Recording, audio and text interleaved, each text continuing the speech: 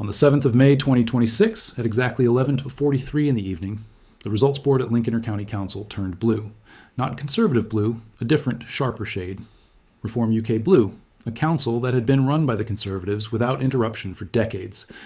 A county so deeply embedded in the traditional right that political analysts had barely bothered to model it as a competitive battleground had just fallen to a party that 4 years earlier held precisely 0 council seats anywhere in England. Nigel Farage, watching the results come in from his party's London Monitoring Centre, said 3 words to the people around him. This is real. He was not wrong.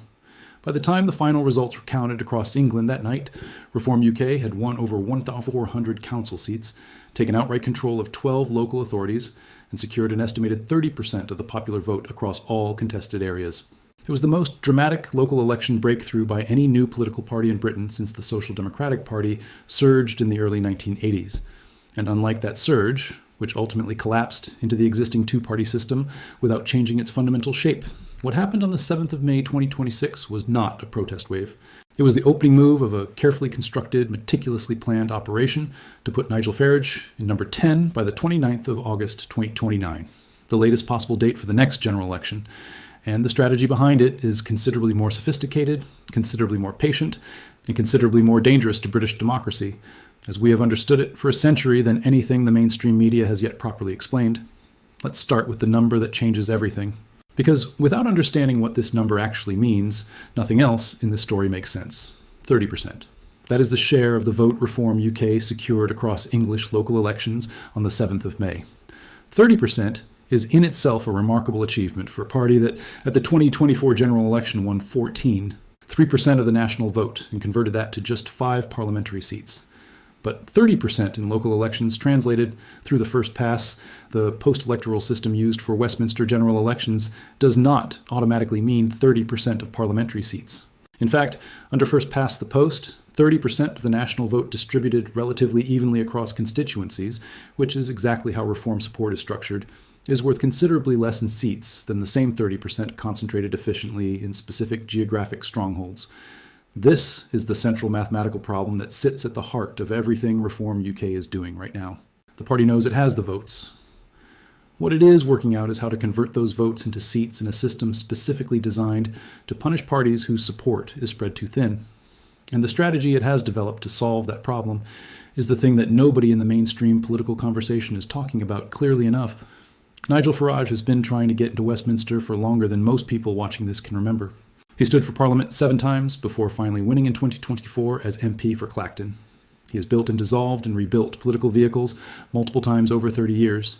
He helped design the Brexit campaign that produced the single largest Democratic vote, British history.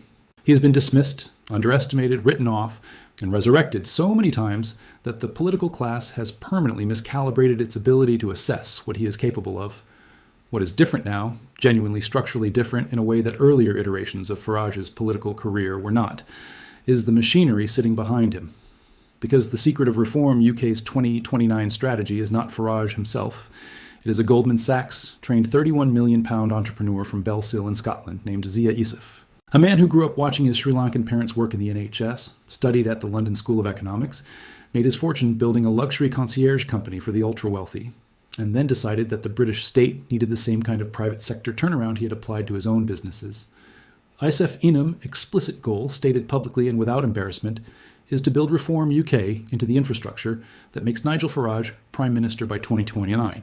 And he is pursuing that goal with a discipline and a data literacy that British politics has not seen from a challenger party possibly ever. The first layer of the strategy is the local government beachhead, and it is already further advanced than most people realize. Reform UK's decision to contest every single ward in every single local authority where elections were held in May 2026 was not primarily about winning those wards. It was about generating data. When you stand a candidate in a ward, even a candidate you know will finish third. You get votes, you get addresses, you get a canvassing database, you get the identities of people in that area who are sufficiently motivated to actually turn out for your party. You get the profile of which streets, which postcodes, which demographic clusters are producing your support.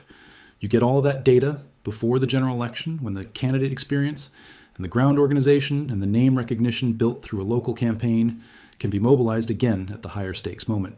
Reform reportedly used a data-driven targeting system built by former Conservative Party digital campaigners to identify which wards to focus resources on most heavily. layering national polling data against local demographic profiles to produce a prioritized list of winnable areas. The result was a campaign that felt simultaneously omnipresent, because it was contesting everything everywhere and surgically focused, because it was concentrating its real resources where they could deliver the most decisive results. 12 councils won. Over 200 constituencies now have an active Reform UK local presence with elected representatives who can be mobilized for the general election campaign. That is not a protest party. That is a ground war that has already started. The second layer of the strategy is the Conservative collapse, and this is the piece that the British right is in complete denial about. Farage has been saying for years that the Conservative Party as a political force is finished, that it cannot recover to relevance before 2029, and that the natural right of centre vote in Britain is available to be absorbed almost entirely by Reform. The events of the last 18 months have come very close to proving him right. Robert Genrich, the man who lost the Conservative leaders' hip contest to Kem Badnos and who had built his entire political identity around being tougher on immigration than anyone in his own party, defected to Reform in January 2026. Andrew Rosendale followed. Suella Braverman, the former Home Secretary who had already spent years positioning herself as the authentic voice of conservative populism, crossed the floor in the same month. The C are not backbench nobodies. These are former cabinet ministers, people with national name recognition, credible policy credentials, and existing voter bases who looked at the Conservative Party under Badenoch and concluded that it had no plausible route back to power before 2029, and that their best chance of political relevance was to move. Each defection reinforced the next. Each one sent a message to Conservative voters watching from the outside. The serious people have already decided which direction this is heading. Badenoch's response to Reform's rise has been by almost every measure strategically incoherent. On the 6th of May 2026, the day before local elections, she declined on Sky. News to rule out local pacts with Reform, saying she would be happy to see Conservative and Reform councillors collaborating at council level.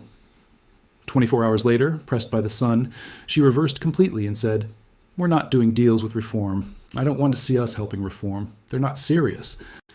The contradiction was immediate, public, and damaging, not because the position itself was unreasonable, but because the flip demonstrated exactly the paralysis that has afflicted Conservative leadership since 2024. The party is simultaneously trying to be distinct enough from Reform to justify its own existence, and similar enough to Reform not to lose its remaining voter base to them.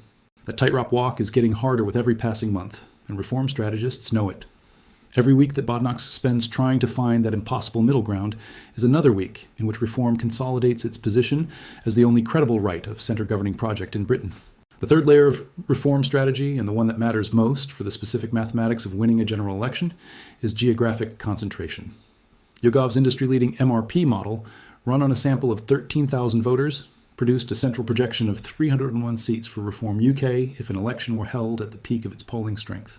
311 seats, 15 short of an outright majority, would make Reform by far the largest single party in a hung parliament, with the realistic prospect of forming a minority government or negotiating a confidence and supply arrangement with enough other parties to govern. That number was built on a national polling share of roughly 30%. But the crucial insight from the MRP methodology is how first past the post translates that share into seats. The model found Reform ahead in over 80 constituencies by fewer than 5 percentage points, meaning that small shifts either in overall support or in the geographic distribution of tactical voting could swing dozens of seats in either direction. This is the knife edge on which the entire 2029 outcome turns, not whether Reform gets 30% nationally, whether it gets 30% in the right places against the right opponents at the right moment. And this is where the candidate quality problem becomes the single most critical vulnerability in the entire Reform strategy, the one thing that could undo everything else they are building. By March 2026, the party had lost at least 67 candidates since May 2025 due to exposure of racist, anti-Semitic, or otherwise disqualifying past statements on social media. In a single week in early 2026, one candidate was photographed giving a Nazi salute, while another compared a Jewish community organization to, in his own words, Islamists on horseback. When Zia Weissef appeared on the BBC to defend the party's vetting record, Laura Quinsberg pointed out directly that proportionally, Reform had lost more candidates over these kinds of controversies than any other political party. ESEF's response that even at trials involving Fujitsu, Yoti, and other providers. So this is not a man with no history around identity technology at all, but he was also in a much earlier chapter of his career the minister, responsible for winding down Tony Blair's national ID card scheme after it collapsed under public opposition in the 2000s. Both of those things happened. Which version of Andy Burnham shows up in Downing Street on this particular issue? The mayor who trialed biometric verification for buses, or the minister who once helped bury a national ID scheme is genuinely unknown, and it's exactly the kind of thing that a single unscripted broadcast interview could clear up in about 90 seconds if he was willing to give one. Now to the third, and in some ways the most concrete piece of all this, because unlike the VPN story, this one comes with a name minister, a direct quote, and an actual date. Sunday the 5th of July, 2026. That's when Lucy Powell, Labour's deputy leader and a close ally of Andy Burnham, went on LBC's Sunday with Lewis Goodall and laid out, in her own words, exactly what she wants to do.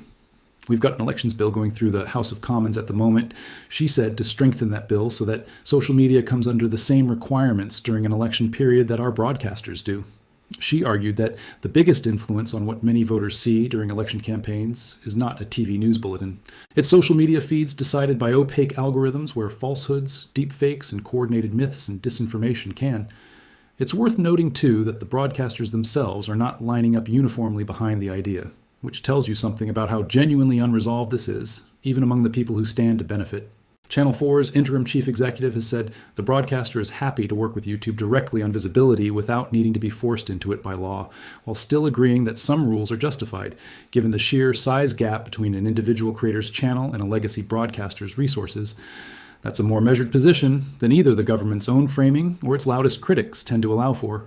It suggests that even inside the institutions this policy is supposedly designed to protect, there's real discomfort with the idea of achieving that protection through statutory compulsion rather than negotiation.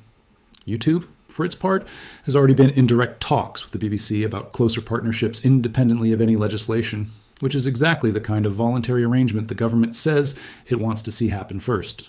Whether that becomes the template or whether it collapses into the binding legislation, ministers have said, is the fallback is genuinely still up in the air and won't be settled before Andy Burnham is already the one deciding which way it goes.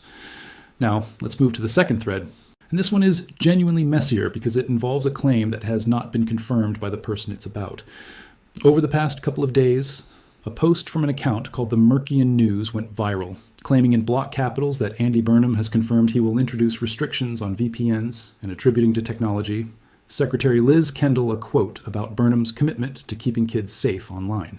Here's the important caveat that a lot of the coverage racing around social media has quietly dropped. Reporting from IB Times UK on the underlying policy dispute states plainly that Burnham himself has not confirmed any plan to restrict VPNs specifically, and that what he has actually said publicly relates to the under-16 social media ban itself, not VPN enforcement. So where does the VPN story actually come from, if not from Burnham directly? It comes from a very real fight happening inside Parliament right now over how to make Labour's under-16 social media ban actually work in practice. That ban, first announced by Keir Starmer just days before his resignation, is designed to be tougher than Australia's equivalent law. And it needs to be because in Australia, around 60% of teenagers under the ban say they're simply using a free VPN app to get around it. A VPN spread at alarming speed with real-world consequence. That's a direct quote, not a paraphrase, and it's worth understanding exactly what it would mean in practice. British broadcasters currently operate under something called PARA in the run-up to elections, strict limits on what can be reported on polling day itself until after the polls close, and a legal requirement to give roughly equal airtime to competing candidates and parties. Powell's proposal under the representation of the people bill would extend some version of those same obligations onto platforms like X, Facebook, and TikTok during election periods specifically. To her credit, Powell didn't pretend this was some neutral technical fix with no downside. She acknowledged directly that freedom of expression remains, in her words, fundamental to British democracy, while arguing that the government also has a responsibility to make sure voters can make decisions based on accurate information. That tension between protecting free expression, controlling the spread of falsehoods during the exact moment a country is choosing its government, there is a genuinely separate and more concrete digital ID question sitting alongside all of this. And it's one where the industry itself is watching closely. Keir Starmer's flagship policy of a national government-issued digital ID and accompanying digital wallet attracted a petition that gathered more than 2 million, and by some counts as many as 3 million signatures in opposition within days of being announced. That is an extraordinary scale of public pushback for any single domestic policy in recent British history. According to the Age Verification Providers Association, Any incoming Prime Minister would be well advised to quietly shove that plan in favor of existing private sector identity verification providers, which the industry argues can deliver similar fraud reduction benefits without the same taxpayer cost or public backlash. Reporting on Burnham's own history is genuinely mixed here too, and worth stating plainly rather than picking the version that fits a narrative. As mayor of Greater Manchester, Burnham did preside over an extensive trial of FINGO finger vein biometric verification for everyday use, like accessing public transport and separate biometric age verification. What there is a genuine live unresolved argument inside Parliament about whether the under-16 ban needs VPN-specific enforcement to avoid becoming a paper tiger like Australia's version, and a debate about what technology, facial recognition, ID documents, telecom data gets used to enforce it. And crucially, this argument is one that Andy Burnham is about to inherit, not one he personally started. Burnham was incidentally on record as far back as 2015 when he was Shadow Home Secretary, a warning against the expansion of state surveillance powers, saying at the time that if the Investigatory Powers Bill became law, Britain would be the only country in the world to have a policy of capturing and recording every citizen's internet use, and that we would become, in his words, the envy of states such as North Korea, China, and Iran. That bill passed anyway. Whether the man who said that in 2015 is now comfortable presiding over a fresh wave of identity verification requirements as Prime Minister in 2026 is a genuinely fair and important question to put to him directly. It is also notably a question nobody has actually managed to put to him directly, yet because, as we've already established, Burnham has given almost no unscripted interviews since entering Parliament.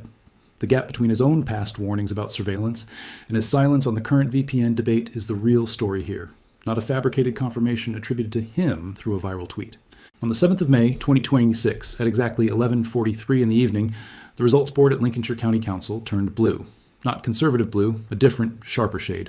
Reform UK Blue, a council that had been run by the Conservatives without interruption for decades. A county so deeply embedded in the traditional right that political analysts had barely bothered to model it as a competitive battleground, had just fallen to a party that 4 years earlier held precisely 0 council seats anywhere in England. Nigel Farage, watching the results come in from his party's London Monitoring Centre, said 3 words to the people around him. This is real. He was not wrong.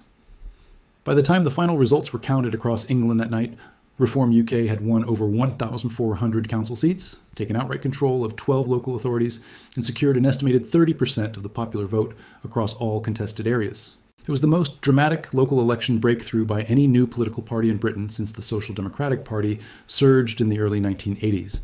And unlike that surge, which ultimately collapsed into the existing two-party system without changing its fundamental shape, what happened on the 7th of May 2026 was not a protest wave. It was the opening move of a carefully constructed, meticulously planned operation to put Nigel Farage in number 10 by the 29th of August 2029, the latest possible date for the next general election. And the strategy behind it is considerably more sophisticated, considerably more patient, and considerably more dangerous to British democracy, as we have understood it for a century than anything the mainstream media has yet properly explained. Let's start with the number that changes everything. Because without understanding what this number actually means, nothing else in this story makes sense. 30%, that is the share of the vote reform UK secured across English local elections on the 7th of May. 30% is in itself a remarkable achievement for a party that at the 2024 general election won 3% of the national vote, and converted that to just 5 parliamentary seats. But 30% in local elections, translated through the first pass, the post-electoral system used for Westminster general elections, does not automatically mean 30% of parliamentary seats. In fact, under first past the post, 30% of the national vote distributed relatively evenly across constituencies, which is exactly how reform support is structured, is worth considerably less in seats than the same 30% concentrated efficiently in specific geographic strongholds. This is the central mathematical problem that sits at the heart of everything Reform UK is doing right now. The party knows it has the votes. What it is working out is how to convert those votes into seats in a system specifically designed to punish parties whose support is spread too thin. And the strategy it has developed to solve that problem is the thing that nobody in the mainstream political conversation is talking about clearly enough. Nigel Farage has been trying to get into Westminster for longer than most people watching this can remember. He stood for Parliament 7 times before finally winning in 2024 as MP for Clacton. He has built and dissolved and rebuilt political vehicles multiple times over 30 years.